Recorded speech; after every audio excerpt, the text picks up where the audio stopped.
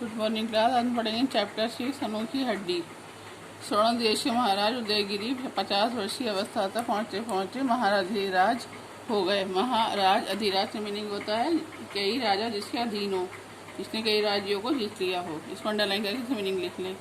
देश देशांतरों में उनकी विजय पताका लहरा चुकी थी। उनके पराक्रम का कोई पारावार न था, यानी कि कोई सीमा नहीं थी, कोई लिमिट नहीं थी। अनेक बंदी राजा उनके भीमकाय दुर्ग में अंधेरी दीवारों की ताकते हुए दम तोड़ चुके थे। जब भी महाराज की सेना किसी राज्य को रौंद कर लौटती तो महाराज की विपुल स्वर्ण राशि बढ़ उठती। उनके मुकुट में नए हीरे मोती चमकने लगते। हर महाराज की आंखें अब भी क्षितिज पर अटकी हुई थी। क्षितिज का मतलब लिखिए वे स्थान जहाँ धरती आसमान मिले हुए दिखाई देते हैं। वर्ष ऋतु के अंतिम दिन थे। महाराज अपने मंत्रियों के साथ अपने राज्य के उत्तरी पर्वतों पर आखेट यानी कि शिकार खेल रहे थे। दोपहर ढल चुकी थी। महाराज एक हिरण का पीछा करते हुए अपना रास्ता भूल गए। आखेट की उत्तेजना में वे मीलों तक अपना घोड़ा दौड़ाते चले गए, पर हिरण का कुछ पता न चला। जंगल की सीमा आ पहुंची और महाराज थककर एक पेड़ के नीचे खड़े हो गए। दूसरे ही क्षण महाराज ने अपने सामने आँख उठाकर देखा तो पुलकित हो उठे, मतलब खुश हो उठे। ढलते सूर्य के लाल प्रकाश में सामने एक विशाल पर्वत अपना गर्वपूर्ण माथा ऊंचा किए खड़ा था और उसके चरणों में बड़ी सी नीली झील बिछी हुई थी। झील इतनी स्वच्छ थी, यानी कि इतनी साफ थी मानो प्रकृति के अथाह सौंदर्य के लिए एक दर्पण हो, यानी कि सौंदर्य पूरा प्रकृति का सौंदर्य उस झील में दिखाई दे रहा हो। पहाड़ की वादियां देवदार के वृक्षों से लदी हुई थीं। दाईं ओर उसके ढलानों पर एक छोटा सा नगर बसा हुआ था, जिसकी छतें सायंकाल के धुंधले प्रकाश में दूर तक फैलती हुई नजर आ रही थीं।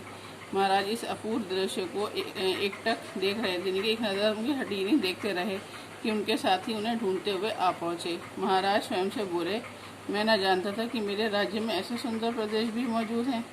पास खड़े महामंत्री ने हाथ बांधकर उत्तर दिया, महाराज ये प्रदेश आपकी राज्य सीमा से बाहर है। आपकी राज सत्ता यहीं पर समाप्त हो जाती है जहाँ पर आप खड़े हैं। महाराज ने पूछा, तो क्या ये प्रदेश मेरे राज्य का अंग नहीं है, यानी मेरे प्रदेश का हिस्सा नहीं है? मंत्री ने बताया, नहीं महाराज, ये वह छोटा सा स्वाधीन देश है, यानी कि आज़ाद देश है, जिसके लोग मछलियाँ पकड़कर अपना निर्वाह करते हैं। अपने हाथों की उंगलियां एक मुट्ठी में समेटते हुए महाराज दृढ़ निश्चय से बोले, ये मेरे देश का अंग नहीं है। आज ही लौटकर सेना को तैयार करो। महामंत्री में मैं स्वयं इस प्रदेश पर चढ़ाई करूंगा। मेरे राज्य की सीमा अब वे पर्वत शिखर होगा। महाराज वहां से लौट पड़े। अभी 10 दिन भी न बीत पाए थे कि वे शांत जलराशि की मीनिंग होता है पानी का बहुत बड़ा भंडार, जिस पर पहले गाते हुए मछुआरे मछलियां पकड़ते थे, अब उन्हीं के खून से लाल होने लगी। महाराज के वीर सैनिकों की शरण बाण वर्षा पेड़ों और पत्थरों को भी शत विशत करने लगी, यानी कि तोड़ फोड़ घायल करने लगी। 3 दिन बीत गए। महाराज की सेना झील पार करके नगर की दीवारों तक जा पहुंची, फिर भी मछुआरों ने हथियार नहीं डाले। रात के वक्त जब महाराज की सेना में विजय का कोलाहल होता, वहाँ नगर पर मरघट की सी शब्दता छा जाती। कहीं पर कोई टिमटिमाता दीप भी नजर न आता। बच्चे बूढ़े युवा दिन भर लड़ते और रात को अपने मृत संबंधियों की लाशों को ठिकाने लगाते, अपने जख्मों को सहलाते। फिर इस कराल का मीनिंग होता है,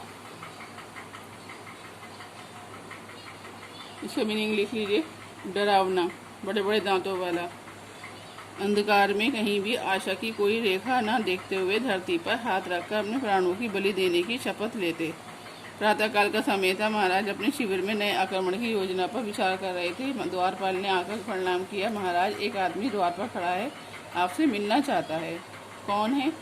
कोई बूढ़ा आदमी है, महाराज कहता है। मरने से पहले महाराज से दर्शन की लालसा लिए, यानी कि मिलना चाहता है। वो चला आया है। एक मंत्री ने कहा, कोई राजदूत होगा। दूसरे मंत्री ने कहा, या छद्म वेश, यानी कि बनावटी वेश में आया होगा।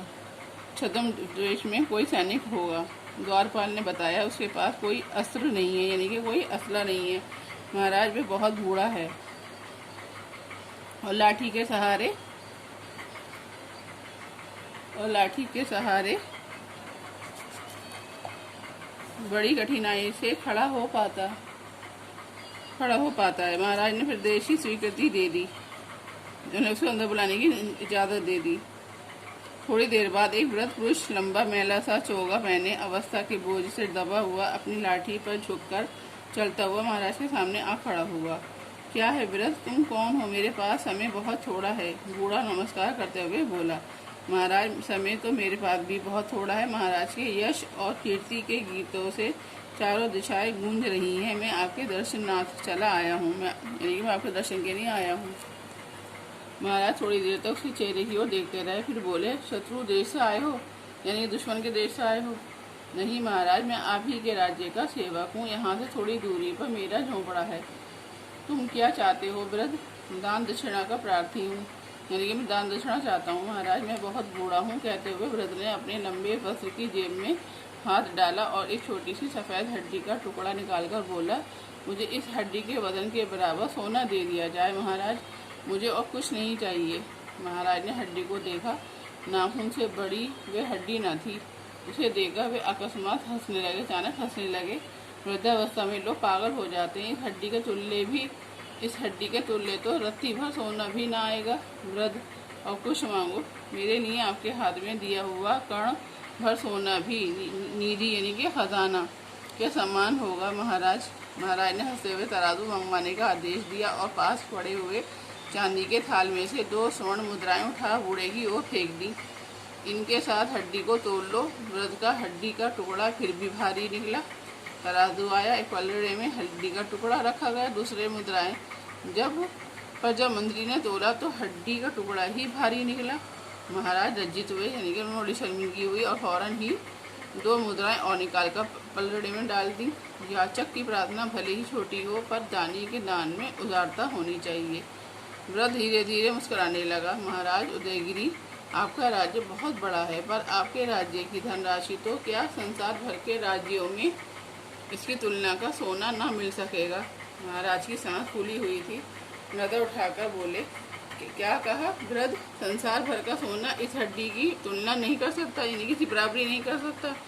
हाँ महाराज, संसार के 7 सिंधुओं का पानी भी यदि सोना बन जाए तो इस हड्डी की प्यास को नहीं बुझा पाएगा। महाराज चुप हो गए और एकटक वृद्ध के चेहरे की ओर देखने लगे। फिर धीरे से बोले, क्या बात है वृद्ध, इस हड्डी का भेद क्या है? ये कामना की हड्डी है महाराज, इसकी प्यास सदा बढ़ती है, कभी बुझती नहीं। महाराज विचलित हो उठे और चुपचाप शिविर के बाहर निकलकर झील के सामने आ खड़े हुए। बाणों की वर्षा अब भी उसी वेग से चल रही थी और झील का पानी अब भी लाल हो रहा था। झील के सामने खड़े महाराज बड़ी देर तक कभी हड्डी को देखते, कभी झील के रक्त रंजित पानी को देखते, यानी कि झील में जो लोग गिर रहे थे उनका पानी, उनका जो रक्त से, खून से उनका झील का पानी लाल हो रहा था, वो उसको देखते रहे।